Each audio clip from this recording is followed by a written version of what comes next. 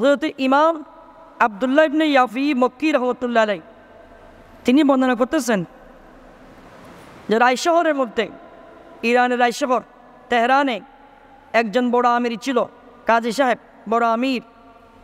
তো তার পাশে আশুরার দিন একজন ফকির গিয়েছে। ফকির বড় ইরানের রায় শহরে বড় আমির, বড় পয়সাওয়ালা শিল্পপতি একজন ব্যক্তি, তার কাছে একজন ফকির গিয়েছে আশুরার দিন, এবং তিনি গিয়ে বললেন, বলে আল্লাহ পাক আপনাকে সম্মান দান করুক, ইজ্জত দান করুক। বলে আমি বড় ফকির, মিসকিন, আমার পরিবার বড় কষ্টে আছে, আমার অনেক পরিবারের মধ্যে সদস্য রয়েছে, সন্তান সন্ততি, অনেক বড় পরিবার, কিন্তু আমার কাছে টাকা পয়সা নাই, তাদেরকে খাওয়াতে পারছি না, আপনি আমাকে কিছু দান করুন। বলে কী দান করব? বলে আপনি আজকের দিনের উসিলায়, এই আজকের আশুরার দিনের ইজ্জত সম্মানের উসিলায় আপনি আমাকে 10 মণ আটা, 5 মণ গোশত এবং 2টি দেরহাম দান করেন। 10 মণ আটা, 5 মণ গোশত এবং 2টি দেরহাম। দেরহাম মানে এগুলো রূপার দেরহাম, বর্তমান দেরহাম না, এগুলো আগের যুগের। আচ্ছা, তো কাজী সাহেব, ওই আমির, কাজী রায়শহরের আমির বললেন, বলে আপনি জোহরের সময় আসেন। তখন ওই ফকির জোহরের সময় আসলো। বলে আচ্ছা ঠিক আছে, আপনি আসরের সময় আসেন, আসরের সময় দিব। আসরের সময় আসলেন। আসরের সময় যখন আসলেন তখন তাকে আর দিলেন না, পাঠিয়ে দিলেন, ফিরিয়ে দিলেন, দান করেন নাই। তখন ওই ফকির অন্তর ভেঙে ভগ্ন হৃদয়ে তিনি রাস্তা দিয়ে যাচ্ছেন। দেখতেছেন রাস্তার পাশে একটা ঘরের সামনে একজন খ্রিস্টান বসে আছেন। তখন ওই ফকির ওই খ্রিস্টানের কাছে গিয়ে বললেন, বলে আজকের দিনের ইজ্জত এবং সম্মানের উসিলায় আপনি আমাকে কিছু সৎকার দান করুন। তখন নসরানি বললেন, এই দিনের বৈশিষ্ট্য কী, এটা কোন দিন? তখন তিনি তাকে এই দিনের যে আম্বিয়া কিরামের যে ঘটনা, আল্লাহ পাক আম্বিয়া কিরাম আলাইহিমুসসালামদেরকে যে ইজ্জত সম্মান দিয়েছেন সেটা তিনি বর্ণনা করেছেন। বলে সবচেয়ে বড় কথা হলো এই দিন আমার নবীর আহলে বাইত কারবালার ময়দানে নিজের সপরিবারে শাহাদাত বরণ করেছেন। নবীর ইমাম আলী মুকাম ইমাম হুসাইন রাদিয়াল্লাহু কারবালার মধ্যে শাহাদাত বরণ করেছেন। সেটা যখন বলল, ওই খ্রিস্টান বললেন, এই তুমি তো মুসলমান, তুমি সামান্য এই 10 মণ গম, আটা, 5 মণ গোশত, 2টি দেরহামের জন্য এত বড় দিনের তুমি উসিলা দিয়েছ? আচ্ছা ঠিক আছে, তুমি একটু অপেক্ষা করো। তো বলে তুমি তো এটা কাজটি ভালো করো নাই, এত বড় দিনের তুমি কেন আমাকে কসম দিয়েছো, শপথ দিয়েছো, ইজ্জতের কথা বলেছ? তো তিনি এর আগে যে কাজী সাহেবের কাছে গিয়েছেন সে কথা বলেছেন, কাজী সাহেব তাকে দেয় নাই। বলে আচ্ছা ঠিক আছে, তুমি একটু অপেক্ষা করো, আমি তোমাকে দিচ্ছি। তখন ওই খ্রিস্টান ওই মুসলমান ফকিরকে তিনি 10 বস্তা গম, 10 বস্তা গম, 2.5 মণ গোশত এবং 20 দেরহাম দিয়েছেন। 20 দেরহাম, তিনি চেয়েছিল 2 দেরহাম, তাকে 20 দেরহাম দিয়েছে। এবং গিয়ে বললেন, বলে এগুলো নিয়ে যাও।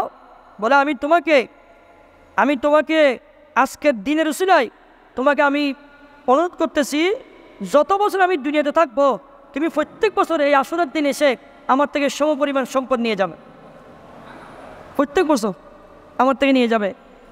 তখন ওই ফকির চলে গিয়েছে, তার জন্য আল্লাহর কাছে দোয়া করলেন ওই খ্রিস্টানের জন্য, নসরানির জন্য। তখন এদিকে দিন যখন চলে গিয়েছে, রাত যখন এসেছে, ওই কাজী সাহেব যখন ঘুমালেন, মুসলমান রায় শহরে যিনি কাজী বড় আমির ছিলেন, তিনি সামনে দেখতেছেন জান্নাতি 2টি মহল, বিশাল বিশাল জান্নাতি বিল্ডিং, বড় বড়। একটা আল্লাহ বানিয়েছেন, একটা বিল্ডিং বানিয়েছেন স্বর্ণ দিয়ে কমপ্লিট, আর একটা বানিয়েছেন জান্নাতি লাল ইয়াকুত পাথর দিয়ে, জান্নাতি লাল ইয়াকুত পাথর এগুলো। তখন কাজী সাহেব যখন দেখলেন এই বিল্ডিং, তখন ডাক দিলেন, আল্লাহ এই বিল্ডিংগুলো কার? তখন গায়েব থেকে আওয়াজ আসলো, বলে এই বিল্ডিংগুলো তোমার ছিল, তুমি যদি কালকে ওই ফকিরকে দান করতে এগুলো তোমাকে আল্লাহ দান করতো, যেহেতু তুমি দাও নাই এখন এগুলো ওই খ্রিস্টানের হয়ে গিয়েছে, এখন এগুলো খ্রিস্টান হয়ে গেছে। তখন ওই কাজী সাহেব তাড়াতাড়ি ঘুম থেকে উঠে তিনি বেচান হয়ে গেলেন, নিজের গালের মধ্যে থাপড়াচ্ছেন, আফসোস করতেছেন, বুকের মধ্যে মাতম করতেছেন, আফসোস করতেছেন, এবং তিনি বলতেছেন, হায় আল্লাহ, আমি কি করলাম। সকাল হতে না হতেই সূর্যের আলো উঠতে না উঠতেই তিনি দৌড়ে দৌড়ে চলে গেলেন ওই খ্রিস্টানের ঘরের মধ্যে, এবং তিনি গিয়ে বললেন, বলে এই খ্রিস্টান সাহেব, তুমি কালকে রাতে কী ভালো কাজ করেছ? বলে কারণ কি, তোমার এই প্রশ্নের কারণ কি? তখন যখন বারবার জিজ্ঞেস করতেছেন, বলো তুমি না বললে আমি তোমাকে বলবো না, আগে বলো তুমি কেন আমাকে এই প্রশ্ন করতেছো?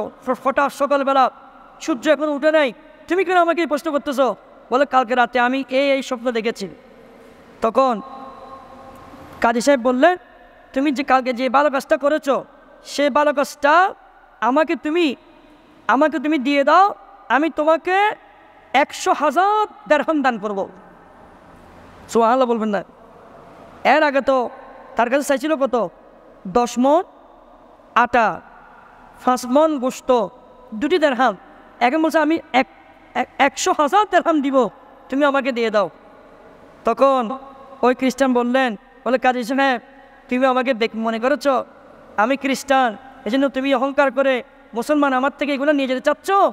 বলে তুমি যদি আমাকে গোটা জমিন ভর্তি সম্পদ দান করো, জমিনের সম্পত্তি 1000 কোটি দিরহাম দান করো, আমি গতকালের সওয়াব তোমাকে বিক্রি করবো না। তখন এবং বললেন, বলে তুমি তো মুসলমান হয়ে জান্নাতে যেতে চাও আমার সওয়াবগুলো নিয়ে। বলে আমি আজকে জানতে পারলাম ইসলাম ধর্ম সত্য, আমার নবীর দ্বীন সত্য। এই কথা বলে ওই খ্রিস্টান কলমা পড়ে মুসলমান হয়ে গেল। তিনি সাক্ষ্য দিলেন, আশহাদু আল্লা ইলাহা ইল্লাল্লাহ ওয়া আশহাদু আন্না মুহাম্মাদুর রাসূলুল্লাহ সাল্লাল্লাহু আলাইহি ওয়াসাল্লাম। এবং তিনি বললেন, ওয়া আন্না দীনাহু হুয়াল হক্ক, যে আল্লাহর মাহবুব নবী যেই দ্বীন নিয়ে এসেছেন এটা সত্য ধর্ম। এরকম আরও অনেক ঘটনা আছে। অর্থাৎ এই আশুরার দিন যারা আল্লাহর রাস্তায় দান করবে, আল্লাহ তাদেরকে 1 দিরহামের বিনিময়ে, তাদেরকে 1 দিরহামের বিনিময়ে 1000 দিরহাম দান করবে। 1 দিরহামের বিনিময়ে। আল্লাহ পাক আমাদেরকে এই আশুরার আমলগুলো করার তৌফিক দান করুক, আমিন।